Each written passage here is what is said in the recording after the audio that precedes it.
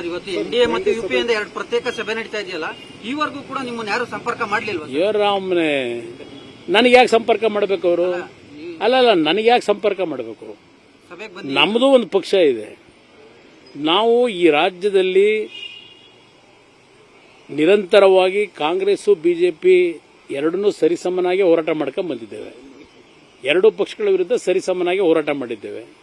ಈಗ ಹೊರಗಡೆ ಸಾರ್ವಜನಿಕ ಹಂತದಲ್ಲಿ ಕೆಲವು ನಾಯಕರುಗಳ ಅಭಿಪ್ರಾಯಗಳನ್ನು ವ್ಯಕ್ತಪಡಿಸ್ತಾ ಇದ್ದಾರೆ. ಇಲ್ಲೇನು ಹೊಂದಾಣಿಕೆ ಆಗೋಗಿದೆಯಾ ಜೆಡಿಎಸ್ಗೂ ಬಿಜೆಪಿಗೂ? ನನ್ನ ವಿರೋಧ ಪಕ್ಷದ ಕೆಲಸ ಮಾಡ್ತಕ್ಕಂಥದ್ದಕ್ಕೆ ನಾನು ಮುಂದುವರೆಸಿದ್ದೇನೆ. ನಾನೇನು ಅರ್ಜಿ ಹಾಕೊಂಡು ಹೋಗಿದ್ದೇನಾ? ಈಗಲೂ ಸಹ ನಮ್ಮ ಪಕ್ಷ ನಮ್ಮ ಇತಿಮಿತಿಯೊಳಗೆ ಹೋರಾಟ ಮಾಡ್ತಕ್ಕಂಥ ಶಕ್ತಿ ನಮಗಿದೆ. ಆದರೆ ಮುಂದಿನ ದಿನಗಳಲ್ಲಿ ಈ ರಾಜ್ಯದ ಇಂಥ ಒಂದು ಭ್ರಷ್ಟ ಸರ್ಕಾರ ತೆಗೆಯಲಿಕ್ಕೆ ನಾನಾ ರೀತಿಯ ಚಿಂತನೆಗಳು ನಡೀತಾ ಇದೆ. ನನಗೆ ಗೊತ್ತಿಲ್ಲ, ನನಗೆ ವಿಷಯ ಗೊತ್ತಿಲ್ಲದೆ ಇರೋದು ನಾನೇನು ಮಾತಾಡಲಿ? ಸಿಎಂ ರಿಯಾಕ್ಟ್ ಮಾಡಿದ್ದಾರೆ ಜೆಡಿಎಸ್ಗೆ ಸಿದ್ಧಾಂತ. ಅವ್ರಿಗೆ ಯಾವ ಸಿದ್ಧಾಂತ? ಅವ್ರಿಗೆ ಯಾವ ಸಿದ್ಧಾಂತ? ಪಕ್ಕದಲ್ಲಿ ಈಗ ಕೂರಿಸ್ಕೊಂಡವ್ರಲ್ಲ ನಿತೀಶ್ ಕುಮಾರ್ನ, ಫಾರೂಕ್ ಅಬ್ದುಲ್ಲಾ ಅವರನ್ನ. ಫಾರೂಕ್ ಅಬ್ದುಲ್ಲಾ ಎಲ್ಲಿದ್ರು? ಉಮರ್ ಅಬ್ದುಲ್ಲಾ ಎಲ್ಲಿದ್ರು? ಬಿಜೆಪಿ ಜೊತೆ ಸಂಬಂಧ ಬೆಳೆಸಿರಲಿಲ್ಲ. ವಾಜಪೇಯಿ ಸರ್ಕಾರದಲ್ಲಿ ಫಾರೂಕ್ ಅಬ್ದುಲ್ಲಾ ಸೆಂಟ್ರಲ್ ಮಿನಿಸ್ಟರ್ ಆಗಿರಲಿಲ್ಲ. ಆ ಸರ್ಕಾರದಲ್ಲಿ, ಬಿಜೆಪಿ ಸರ್ಕಾರದಲ್ಲಿ ನಿತೀಶ್ ಕುಮಾರ್ ಎಷ್ಟು ಬಾರಿ ಹೋದ್ರು, ಎಷ್ಟು ಬಾರಿ ಬಂದರು? ಡಿಎಂಕೆ ವಾಜಪೇಯಿ ಸರ್ಕಾರದಲ್ಲಿ ಇರಲಿಲ್ವಾ? ನಂತರ ಯುಪಿಆರ್ ತಪ್ಪಿಕೊಳ್ಳಲಿಲ್ವಾ? ಎಷ್ಟು ಬೇಕು ನಿಮಗೆ ಪ್ರಕರಣ?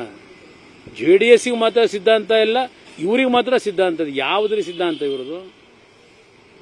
ಹೋಗಿ ಬಿಜೆಪಿ ಜೊತೆನಲ್ಲಿ ಸೀಟ್ ಹೊಂದಾಣಿಕೆಗೆ ನನಗಿಂತ ಮುಂಚೆ ಹೋಗಿದ್ದಾರೆ ಇವರು.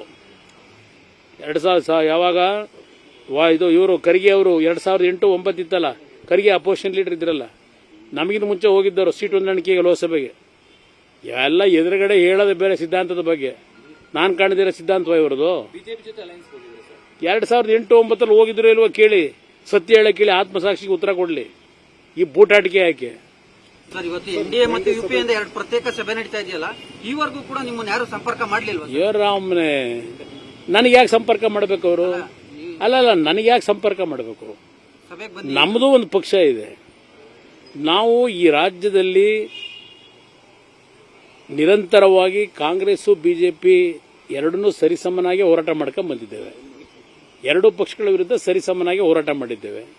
ಈಗ ಹೊರಗಡೆ ಸಾರ್ವಜನಿಕ ಹಂತದಲ್ಲಿ ಕೆಲವು ನಾಯಕರುಗಳ ಅಭಿಪ್ರಾಯಗಳನ್ನು ವ್ಯಕ್ತಪಡಿಸ್ತಾ ಇದ್ದಾರೆ. ಇಲ್ಲೇನು ಹೊಂದಾಣಿಕೆ ಆಗೋಗಿದೆಯಾ ಜೆಡಿಎಸ್ಗೂ ಬಿಜೆಪಿಗೂ? ನನ್ನ ವಿರೋಧ ಪಕ್ಷದ ಕೆಲಸ ಮಾಡ್ತಕ್ಕಂಥದ್ದಕ್ಕೆ ನಾನು ಮುಂದುವರೆಸಿದ್ದೇನೆ. ನಾನೇನು ಅರ್ಜಿ ಹಾಕೊಂಡು ಹೋಗಿದ್ದೇನಾ? ಈಗಲೂ ಸಹ ನಮ್ಮ ಪಕ್ಷ ನಮ್ಮ ಇತಿಮಿತಿಯೊಳಗೆ ಹೋರಾಟ ಮಾಡ್ತಕ್ಕಂಥ ಶಕ್ತಿ ನಮಗಿದೆ.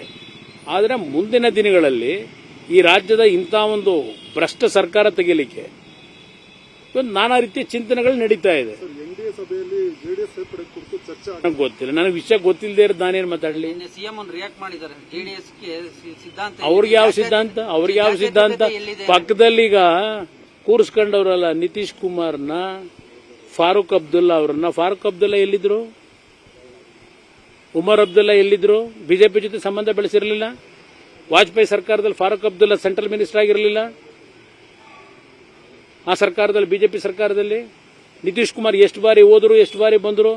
ಡಿಎಂಕೆ ವಾಜಪೇಯಿ ಸರ್ಕಾರದಲ್ಲಿ ಇರಲಿಲ್ವಾ? ನಂತರ ಯುಪಿಆರ್ ತಪ್ಪಿಕೊಳ್ಳಲಿಲ್ವಾ? ಎಷ್ಟು ಬೇಕು ನಿಮಗೆ ಪ್ರಕರಣ? ಜೆಡಿಎಸ್ಗೆ ಮಾತ್ರ ಸಿದ್ಧಾಂತ ಇಲ್ಲ, ಇವರಿಗೆ ಮಾತ್ರ ಸಿದ್ಧಾಂತ. ಯಾವುದ್ರ ಸಿದ್ಧಾಂತ ಇವ್ರದು? ಹೋಗಿ ಬಿಜೆಪಿ ಜೊತೆನಲ್ಲಿ ಸೀಟ್ ಹೊಂದಾಣಿಕೆಗೆ ನನಗಿಂತ ಮುಂಚೆ ಹೋಗಿದ್ದಾರೆ ಇವರು. 2000 ಯಾವಾಗ ಇವರು ಖರ್ಗೆ ಅವರು 2008-9 ಇತ್ತಲ್ಲ, ಖರ್ಗೆ ಅಪೋಸಿಷನ್ ಲೀಡರ್ ಇದ್ರಲ್ಲ, ನಮಗಿಂತ ಮುಂಚೆ ಹೋಗಿದ್ದರು ಸೀಟ್ ಹೊಂದಾಣಿಕೆಗೆ ಲೋಕಸಭೆಗೆ. ಎಲ್ಲ ಎದುರುಗಡೆ ಹೇಳೋದು ಬೇರೆ ಸಿದ್ಧಾಂತದ ಬಗ್ಗೆ. ನಾನು ಕಾಣದಿರೋ ಸಿದ್ಧಾಂತವ ಇವರದು. 2008-9 ಹೋಗಿದ್ರು ಇಲ್ವೋ ಕೇಳಿ, ಸತ್ಯ ಹೇಳ ಕೇಳಿ, ಆತ್ಮಸಾಕ್ಷಿಗೆ ಉತ್ತರ ಕೊಡಲಿ. ಈ ಬೂಟಾಟಿಕೆ ಯಾಕೆ?